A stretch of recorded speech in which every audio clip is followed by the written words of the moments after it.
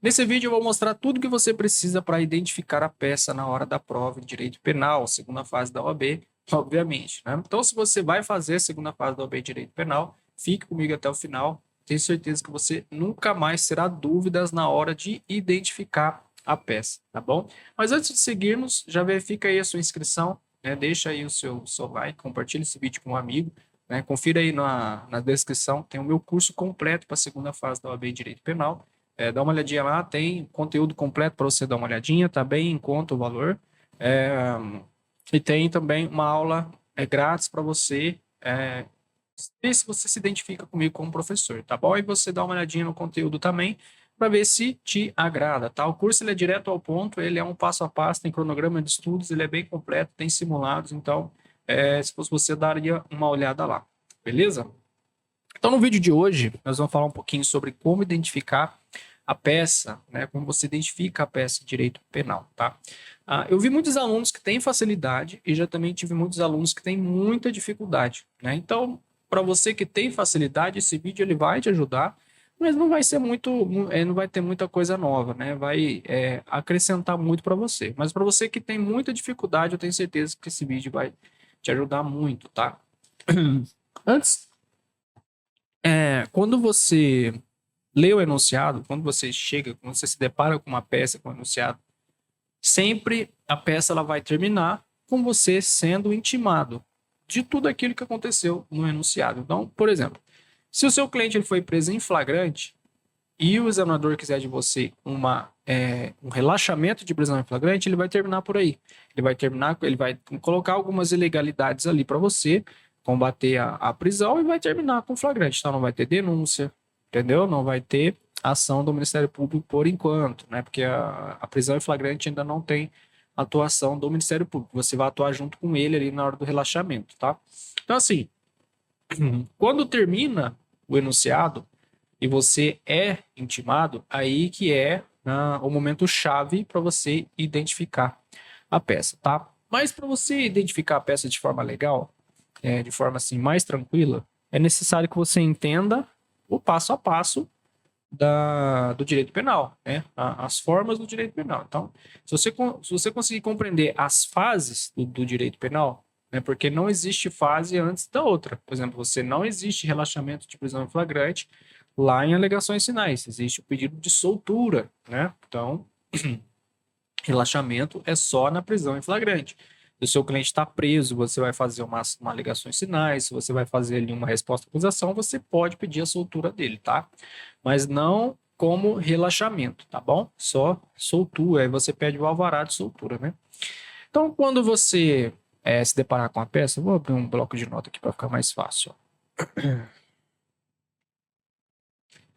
Vou compartilhar aqui com vocês o bloco de notinha. Ó, quais são as peças que caem na segunda fase da OAB? Vamos lá. Segunda fase da OAB vai cair relaxamento de prisão.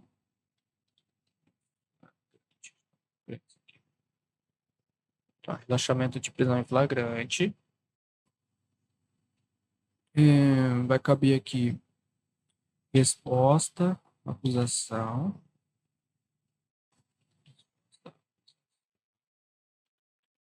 aplicações finais, tese, o recurso em sentido estrito, apelação, agravo em execução, também, agravo em execução e revisão criminal. Basicamente, são essas aqui.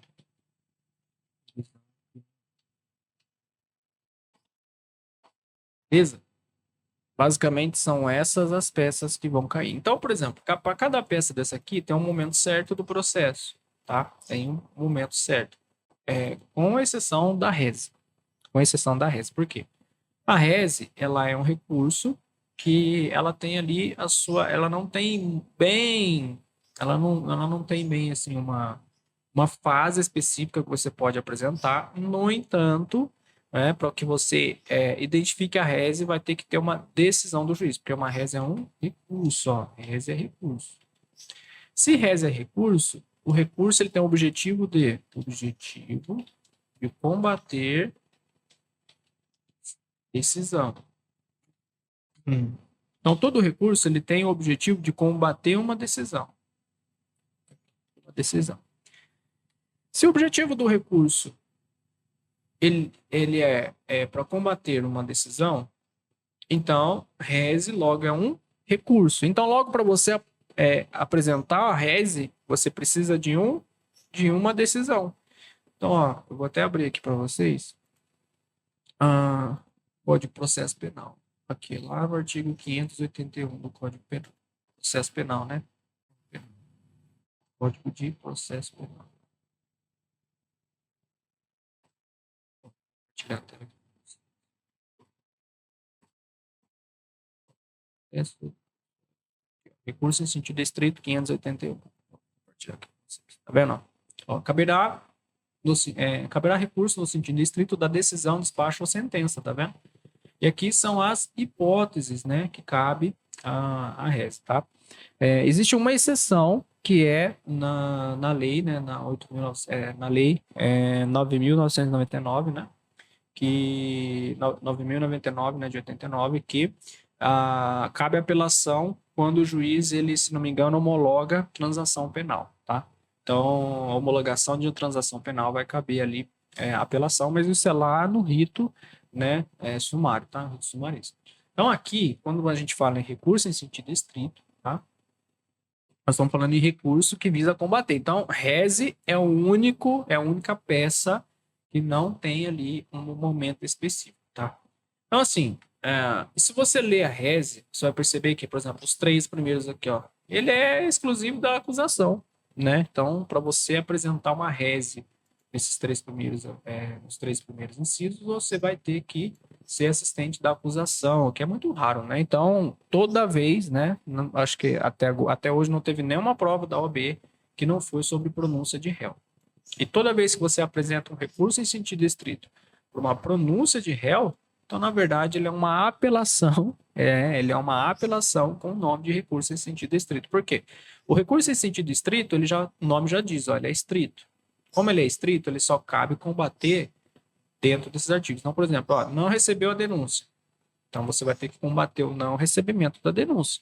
Você não vai falar de absolvição, você não vai falar de provas, você não vai falar de ilegalidades, de nulidades, não vai falar nada. Você só vai falar de não recebeu a denúncia ou a queixa.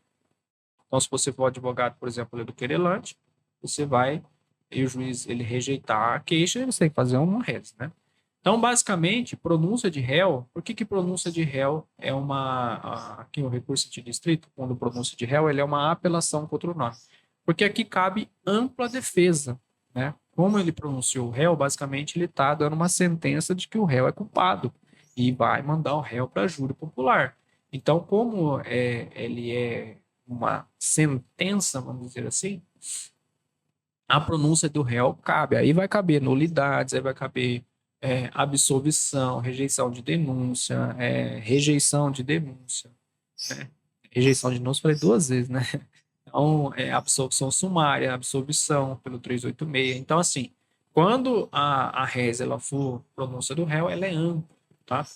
Então, basicamente é isso, para você identificar a rese, para que a rese ela fique, para que você tenha que interpor uma rese, precisa necessariamente de uma decisão, porque recurso ele é para combater decisão, tá? Então, voltando aqui, ó, relaxamento de prisão em flagrante.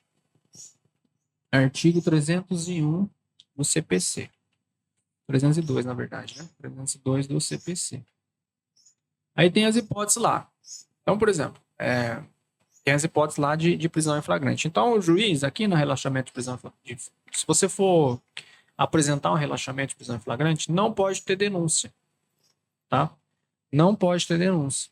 E você vai ficar estrito ao artigo 302 do CPC. Do CPC não, CPP. CPP, Código de Processo Penal, não Código de Processo Civil, né? Então, o artigo 302 do CPP, ele fala sobre relaxamento de prisão em flagrante. Então, você vai ver lá que com relaxamento, você só vai utilizar esse artigo aqui. Aí tem os 4 artigos lá que você vai ter que combater, tá? Existem outras legalidades que você vai combater também. Lógico, o examinador vai dar pelo menos 3 ali para você. Ilegalidades da prisão em flagrante que você vai ter que combater, tá? Mas basicamente é isso. Você vai precisar combater uma prisão em flagrante. Então, necessariamente precisa terminar com uma prisão em flagrante e você sendo intimado para defender ele, tá? Não pode ter denúncia, beleza? Resposta à acusação. Obrigatório denúncia. Então, o examinador vai ter que obrigatória denúncia. Ainda que nós falamos em funcionário público, tá? Por quê? Porque o funcionário público, antes da denúncia, antes do juiz receber a denúncia, ele tem que intimar o funcionário público para apresentar a defesa prévia, porque o nome da resposta à acusação para quem é, por exemplo, de lei de drogas e também para funcionário público, não é resposta à acusação, tá? É defesa prévia. Defesa prévia. Então, como que você identifica? Tem obrigação, ter uma denúncia, e não pode ter o quê? Instrução e julgamento. Não pode ter oitiva de testemunha, não pode ter a instrução, que é a produção de provas, tá bom? Então, não pode haver essa etapa. Se, por um acaso, o examinador ele narrar para você que teve oitiva de testemunha, análise, por exemplo, de perícia, e o juiz ele intimou você para se manifestar depois da audiência, então é uma alegações finais, né? Alegações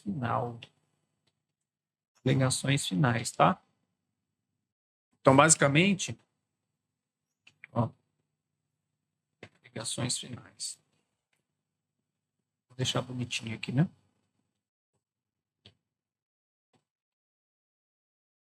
Não. Não.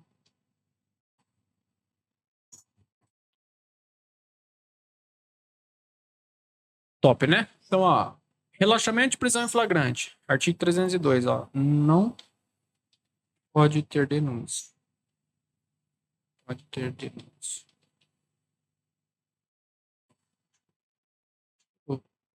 Dá para enxergar bem, né? Não pode ter denúncia. Beleza. Não pode ter denúncia. Resposta à acusação. Obrigatório denúncia. Não pode ter audiência.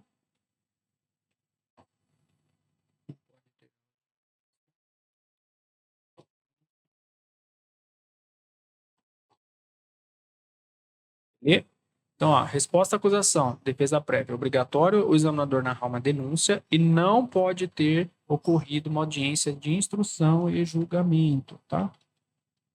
Beleza? Alegações finais. Tem que ter denúncia.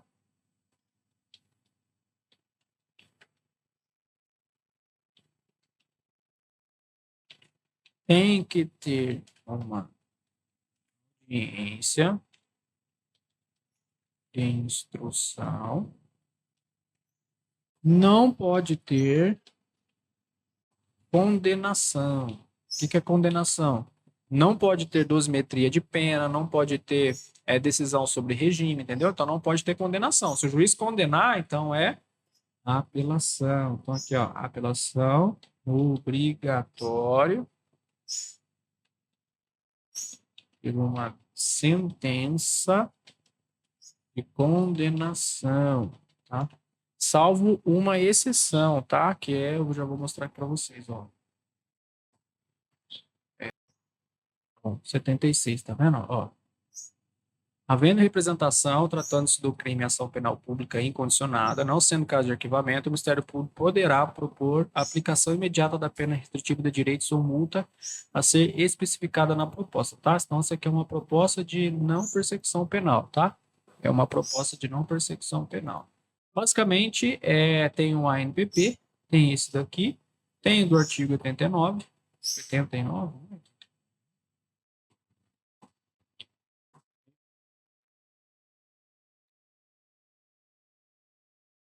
89 mesmo. Ó. Nos crimes em que a pena mínima combinada for igual a inferior a um ano, abrangidos por essa lei ou não, o Ministério Público pode oferecer denúncia, pode propor a suspensão condicional do processo. Então, enquanto que o 89 é uma suspensão condicional do processo, o artigo 76 é uma transação penal, tá? Então, ó, da transação penal vai caber apelação.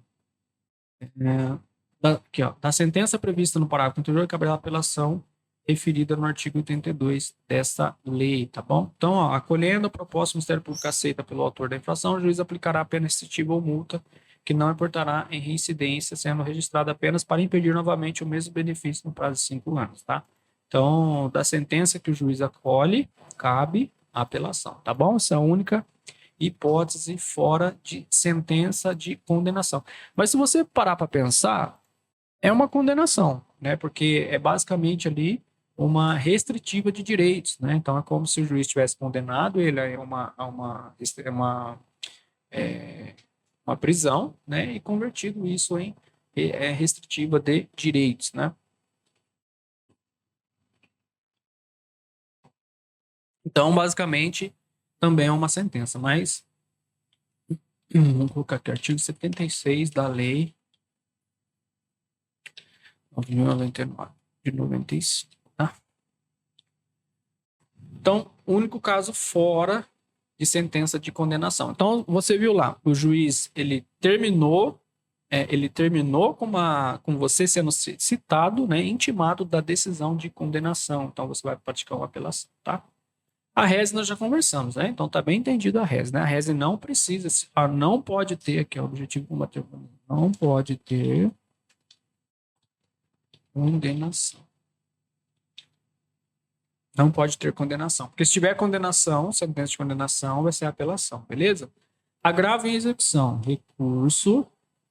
Objetivo, combater decisão. Ó. Objetivo de combater decisão de juiz da execução. Execução, tá? Se não me engano, é o artigo 107 da LEP. Deixa eu dar uma olhada. LEP 107, não lembro se é o 107. Gente, eu tô meio doente esses dias. Eu tô meio mal. Não é nem o 107, nem o 101.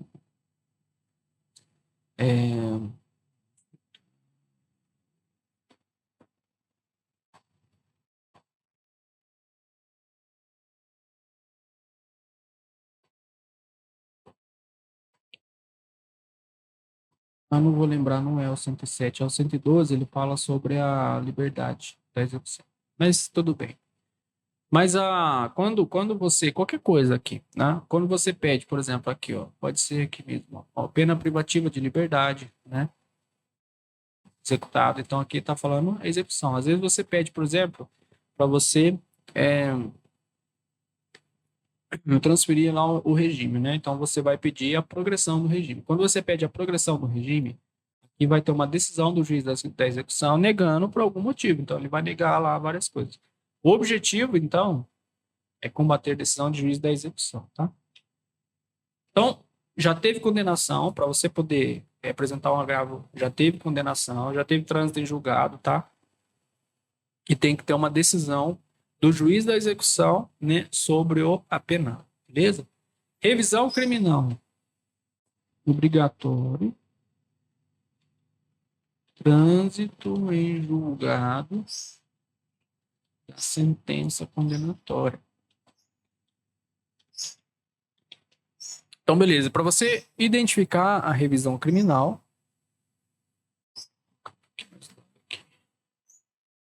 para você identificar a revisão criminal, obrigatoriamente, né, precisa ter um trânsito em julgado, tá? Trânsito em julgado da sentença condenatória. Aí você vai combater, né, se for ali absolvição, se for uma redução de pena, se for ali o início, né, do regime também. Às vezes ele começou no fechado, ele deveria ter começado no semiaberto ou no aberto.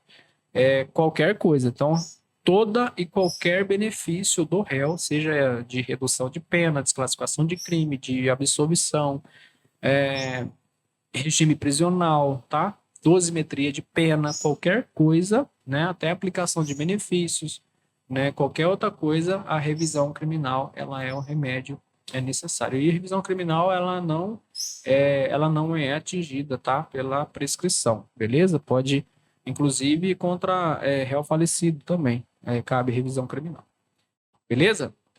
Então, gente, ó, se vocês quiserem anotar isso daí, tá? Se você quer tirar um print, quiser tirar um print dessa tela, se você quiser pausar e você anotar essas coisas, é importantíssimo, tá? Relaxamento e prisão em flagrante, cada uma dessas peças aqui, elas são importantíssimas, tá? Tem uma outra peça aqui também, que se não me engano, é a liberdade provisória, né? Mas só teve uma, tá, gente?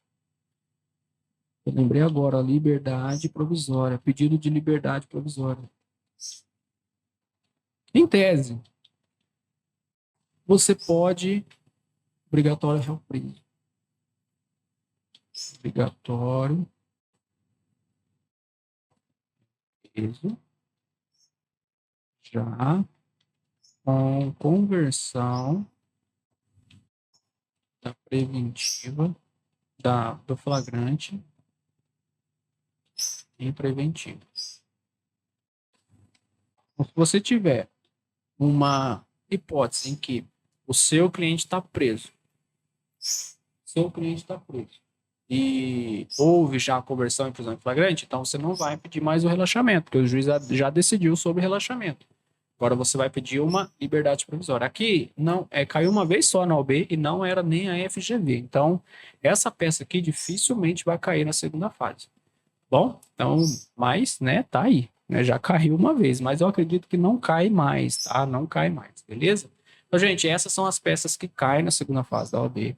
E essas são as formas mais simples de você identificar essa peça, tá bom? Eu espero que esse vídeo tenha te ajudado de alguma forma, tá bom? Deixa aí um comentário se você gostou desse vídeo, ou comentário se você não gostou desse vídeo para mim, né, especificamente melhorar os próximos vídeos e também o conteúdo. Se você tiver ali uma ideia de conteúdo também, deixa um comentário aí que eu faço um vídeo explicando esse conteúdo que você pediu, tá bom? Então deixa seu like, se inscreve aí no canal, compartilha esse vídeo com um amigo, né? Te desejo bons estudos, dá uma olhadinha aí no link da descrição, né, do curso, e aguardo você lá para a gente estudar junto e passar na segunda fase da OAB Direito Penal, tá bom? Então, bons estudos e um abraço.